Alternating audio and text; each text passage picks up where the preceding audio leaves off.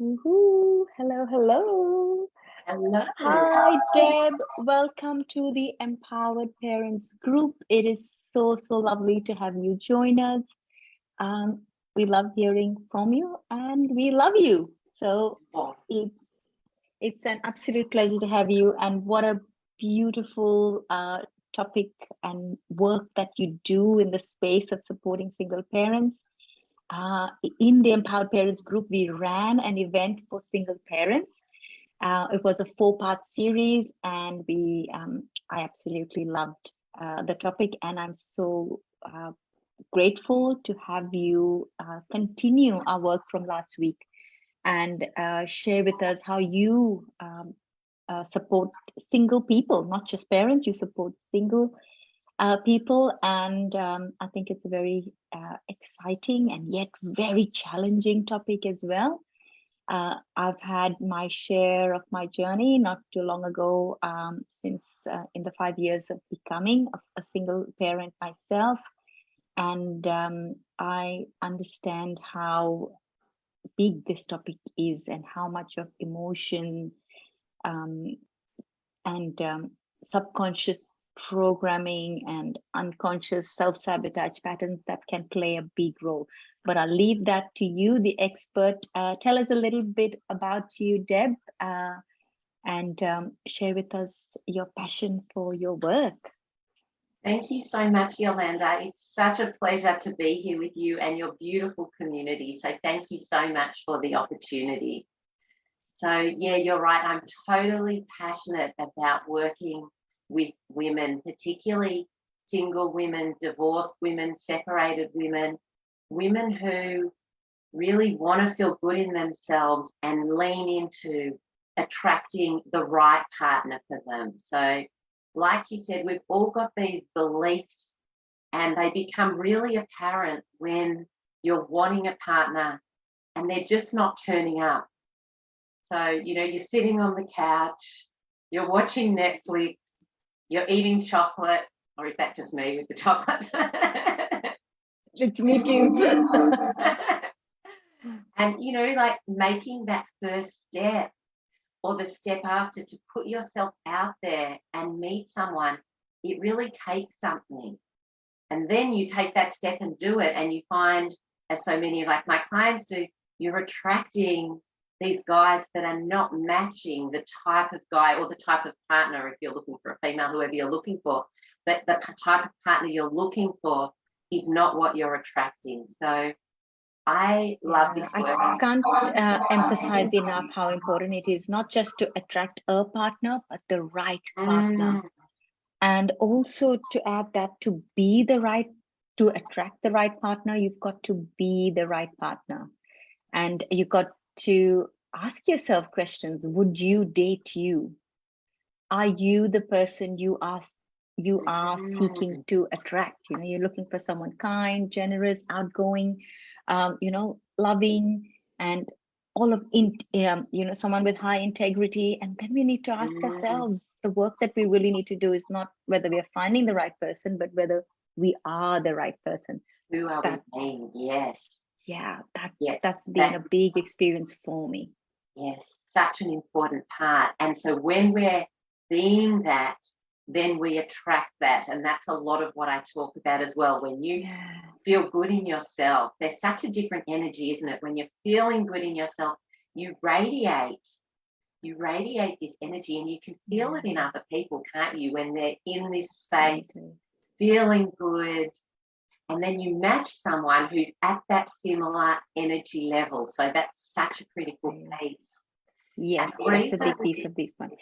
yeah, Yeah, yeah. and the reason Just want I'm to say so to all of passionate, the yeah, parents joining us, do come and say hello. Do tell us where you're joining us from. And just when you were talking about energy, Deb, I'd love to hear from the parents. Do you understand that there is an energy that you are resonating when you're attracting relationships? Does that make sense to you? And what does energy mean to you in relationships? mm. So I knew nothing about energy and nothing about any of this. I was in my late 30s I'd just come out of a couple of years with chronic fatigue syndrome where I literally couldn't leave the house, had almost no energy. Getting to the letterbox some days was hard, let alone having a shower. And I got myself better after this illness. And, there was my mum in the corner looking at the watch and the clock going, Deb, the time is ticking. Why aren't you dating yet? Like, get yourself out there. And ultimately, the truth is I wanted it for myself. But, you've often got those people in your lives that are softly or not so softly encouraging you to move in a certain direction.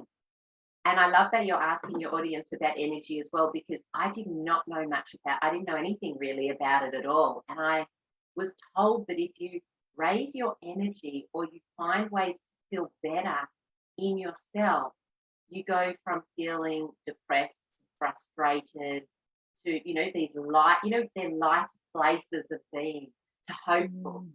When you get into that hopeful state, you're in a different energy or a different feeling place to when you're depressed.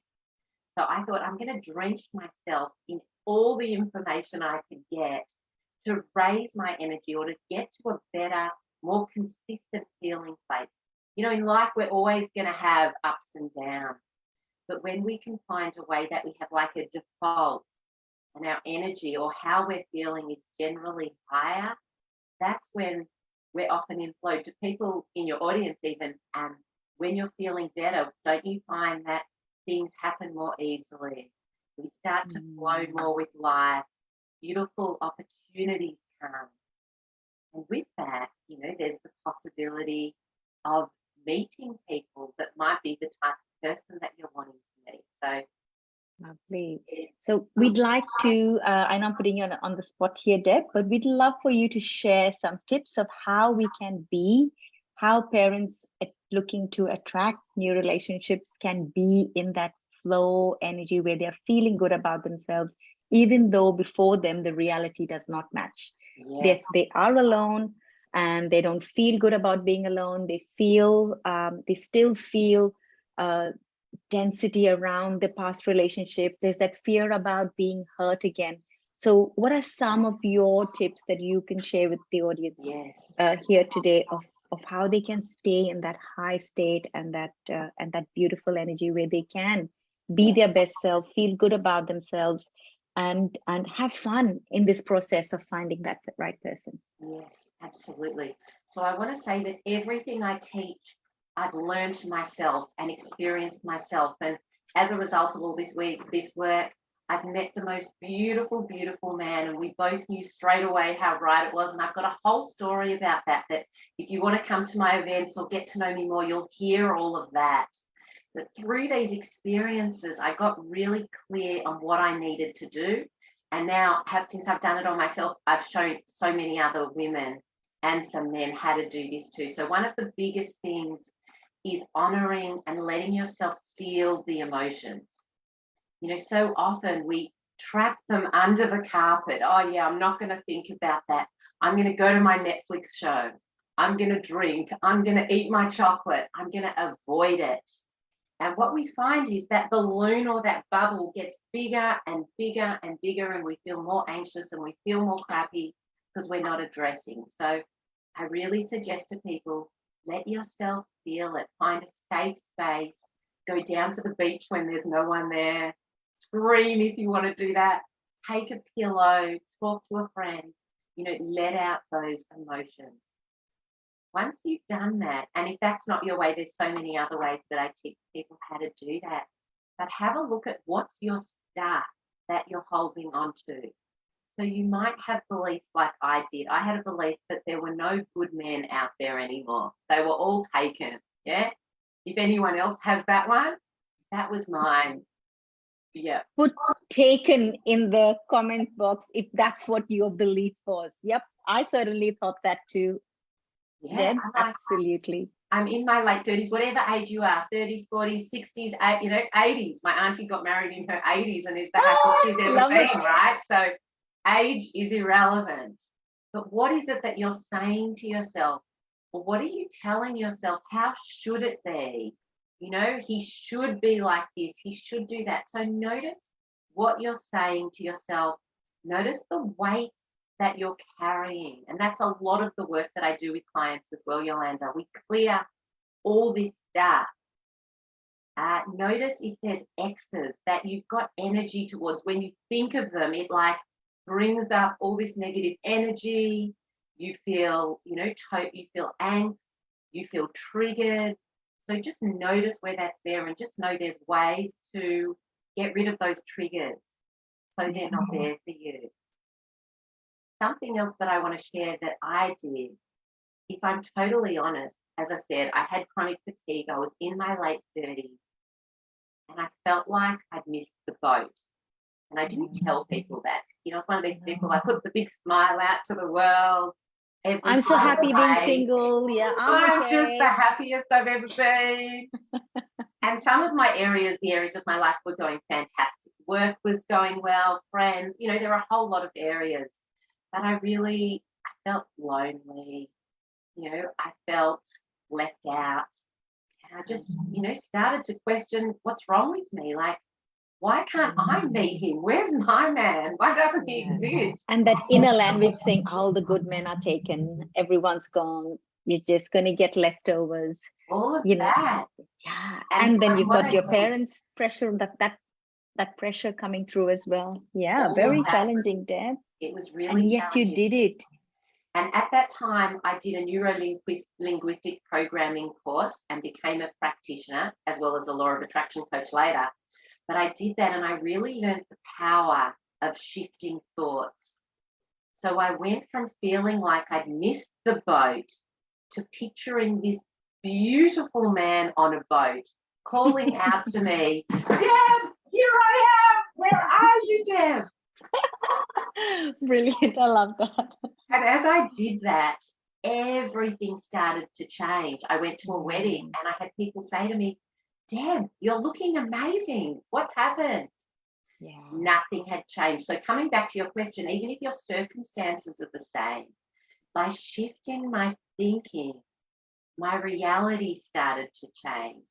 So that to me is one of the biggest things, is shifting, learning ways to shift the way you look at things, because even with our current reality being the same, by shifting our thoughts, we're actually changing our reality. Absolutely, well done. So even though people can't see the reality change, nothing has changed.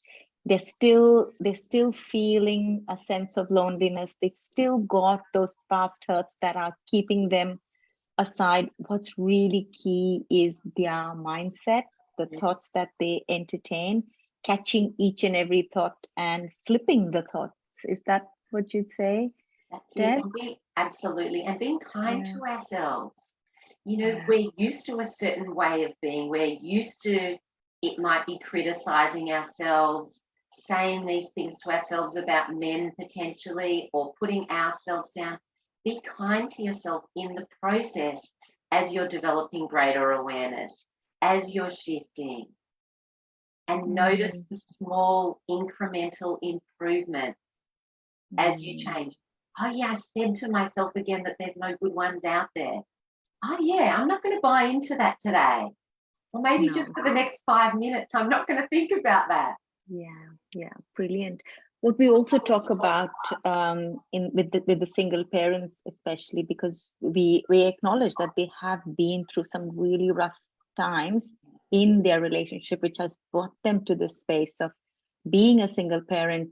They've got kids as well, so dating has that many more challenges, because sometimes they've got young kids at home, or demanding kids that don't allow them that freedom to do that. So single parents have an added challenge, Deb, of time, of feeling guilty that they're not prioritizing their kids. They've also got this mixed focus, so they're not completely focused on their new relationship or creating that, because they've got the focus on their child, and there's not enough focus on themselves to groom themselves, to give themselves time, maybe to go to the gym, or to have that time for themselves in order to be that person who is capable of attracting that relationship at that level that is a match to them. So I know I'm pushing you and challenging you here, but do you have tips for those situations, Deb? I want to start by saying that I have so much respect for single parents. I have a lot of them in my audience, and I also have a lot of friends that are single parents.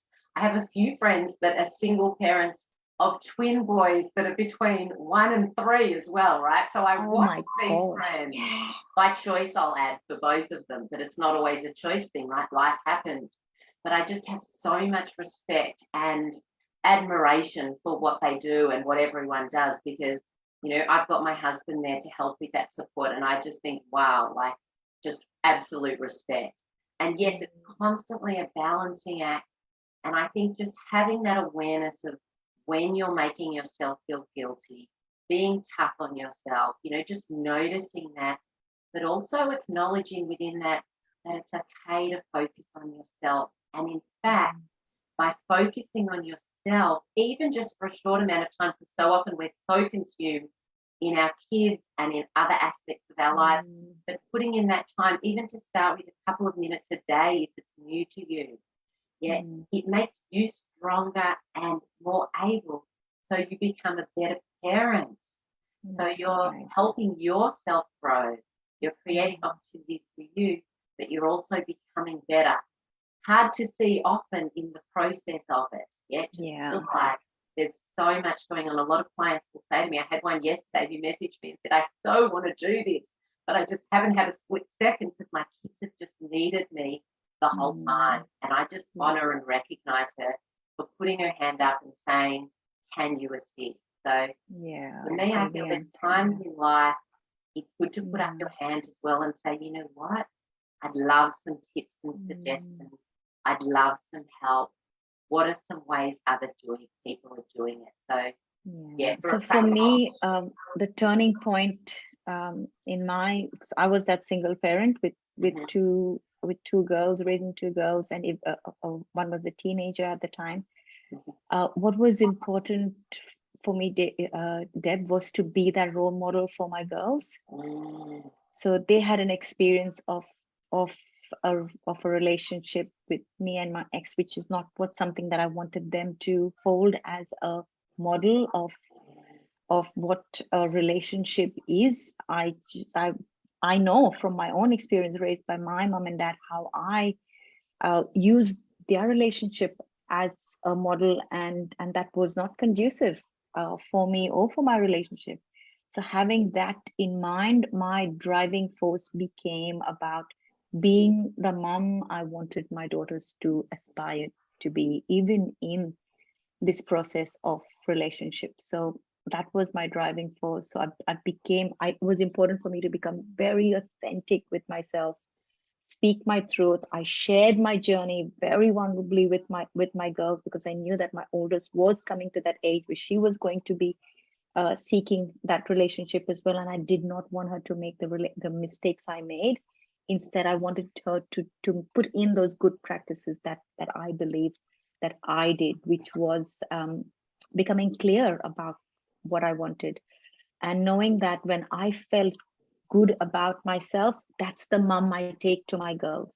If I'm feeling lonely, if I'm feeling depressed, and I'm feeling I don't have enough time because I'm giving too much to my girls, that's the mom, that drained out mom whose cup isn't full, the mom who has got guilt in her. That's the mom I was bringing to my girls, and that's not who I wanted to bring to them. So really keeping that in mind as I took myself to the gym, felt really good about myself, set goals for myself, and strive. They watched me as I strive to meet those weight loss goals, or those things about doing things for me. Spending time with my girlfriends was important to make that time. So because I wanted my girls to make those choices that I was making.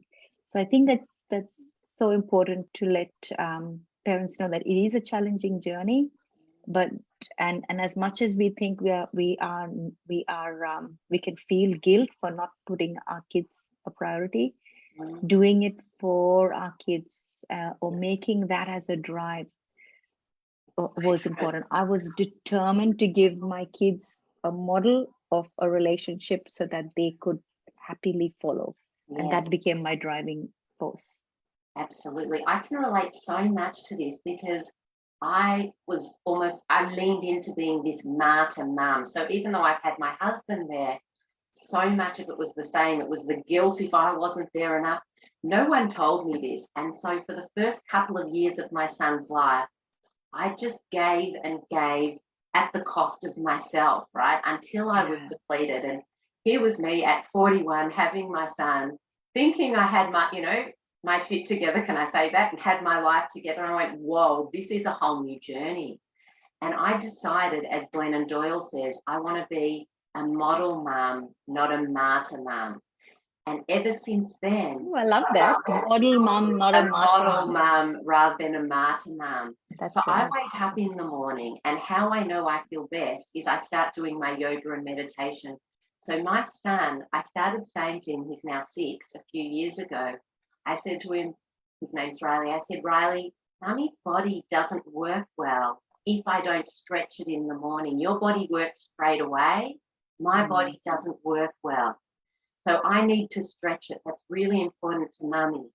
And so ever since then, he gets that mum gets up, he plays, I say hello, we have a little chat, and then I go and do these things so I'm going to feel good.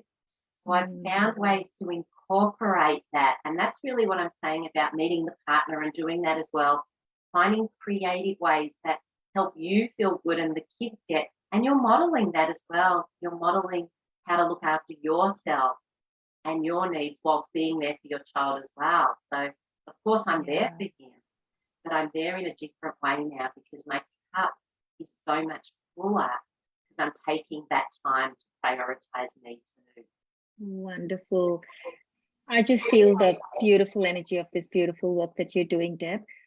Do you have an event coming up that we can encourage our single parents to attend? I do. We've got an event. Thank you for asking. We've got an event in a couple of weeks on the 15th of September called Changing Our Patterns. And these are all evening events. Come along. This is about looking at what are my relationship patterns and are they serving me or how could they be different that could serve me more in another way. So at that event, I share my story. And at all the events, my intention is to have us feeling more uplifted by the end of the session than we feel at the beginning, with lots of little tidbits and ideas to take away. So it would be a pleasure to have any of your beautiful audience come and attend with us as well. We'd love for you to put it in the comment section, Debbie, Deb. And we've also got in the link that if anyone would like to know about or to have a recording of the single parenting series that we ran last week, do comment yes in the comment section, and we will love to send you the recording of our 4-part single parenting series where we looked at supporting your child emotionally through separation. We looked at financial stress that can come through on the single parenting journey. We looked at emotional well-being, and we also looked at some tips on nurturing new relationships. So we'd love for you to put your hand up and say if you'd like that recording. Alternatively, we have our next parenting event coming up as well in the next few weeks. The link to that in the comment section as well. And Deb will be putting the link to her upcoming event. So this is our Chat with Experts series. We have loved having Deb sharing her beautiful golden nuggets with us. Deb, thank you so much. It's been such a pleasure. We look forward to seeing you again on the group. Pleasure. Thank you so much. And thank you for all that you do and how much value you provide to people. You're such a gift to the world. Oh, you are too, honey. Thank you so much. Thank you, gorgeous. Thank you for joining us. Thank you.